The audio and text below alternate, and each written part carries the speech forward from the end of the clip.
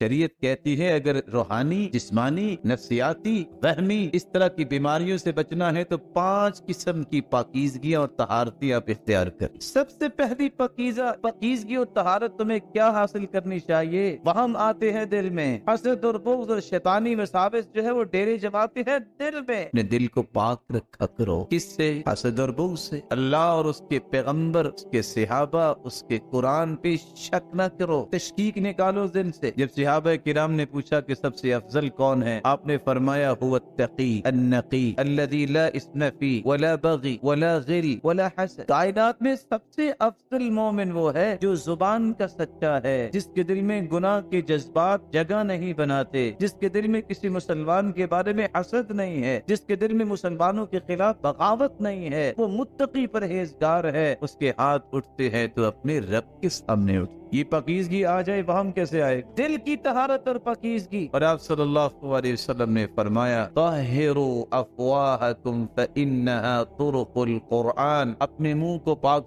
صاف رکھا کرو، یہ قرآن کے راستے ہیں، قرآن پڑھنا ہوتا ہے۔ آپ صلی اللہ علیہ وسلم نے اس لیے فرمایا تھا کہ مسجد میں آنا چاہتا ہے تو کچا پیاز کھا کے نہ آئے اور لہسن استعمال کر کے نہ آئے، اگر کھانا بھی ہے فلیمتہ طبخا، اس کو پکا کے کھائے۔ فرشتوں کو بھی دکھ اور تکلیف ہوتی ہے فرشتوں کو بھی، جس طرح آدم کی اولاد کو تکلیف ہوتی ہے۔ اپنے منہوں کو پاک صاف رکھا کرو۔ کیسے ابو ہریرہ رضی اللہ تعالیٰ عنہ کی عادت تھی، کھانے سے پہلے بھی مسواک، کھانے کے بعد بھی مسواک، جاگتے بھی تو مسواک اور سونے سے پہلے بھی مسواک۔ یہ اللہ کے رسول صلی اللہ علیہ وسلم نے سکھائے ہیں۔ تیسرا ادب اللہ کے رسول نے جو پاکیزگی تیسری جگہ پہ بیان کی ہے، طہروا اجسادکم طہرکم اللہ، مسلمانوں اپنے جسموں کو ہی پاک صاف رکھا کرو، اللہ تمہیں ہر بیماری سے پاک صاف کر دے گا۔ کیوں اللہ تعالیٰ نے فطرت کی چیزوں میں بیان کیا؟ غسل البراجم، یہ جوڑ ہوتے ہیں نا، بس اوقات اس میں کچھ چیز رہ جاتی، فرمایا ان جوڑوں کو، ان کو اچھی طرح تم صاف کیا کرو جب تم وضو کرو، تاکہ کسی قسم کا کوئی وائرس رہے ہی نہ۔ آج اس کو وہ اپروو کر رہے ہیں جن کا ایمان قرآن پہ نہیں ہے، جن کا ایمان حدیث پہ نہیں ہے، لیکن یہ باتیں محمد مصطفیٰ نے 1400 سال پہلے بیان کر۔ طہروا ساحاتکم فإن أنتن الساحات ساحات اليہود، اپنے گھروں کے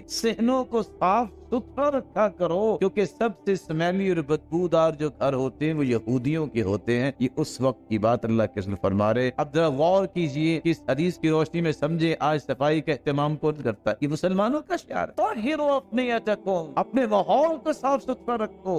میلا کچیلا لباس پہنا ہوا ایک شخص آ گیا اور بال بکھرے ہوئے ہیں، اللہ کے رسول نے 2 وہاں باتیں بیان کی، فرمایا الیس فی بیتہ ما یسکن رأسہ، اس کے گھر میں پانی بھی نہیں ہے کہ بال سیدھے کر لے، پانی بھی نہیں ہے کہ اپنے کپڑوں کو دھو لے، اور لفظ آگے کیا ہے؟ فإنما هو شیطان، یہ تو شیطان لگ رہا ہے، یہ تو شیطان لگ رہا ہے۔ جسم کی پاکیزگی، لباس کی پاکیزگی، جہاں آپ رہتے ہیں وہاں صفائی، اس کی پاکیزگی، اللہ ذوالجلال نے یہ علاج بتایا ہے۔ اللہ ذوالجلال ہر ایک کی حفاظت فرمائے۔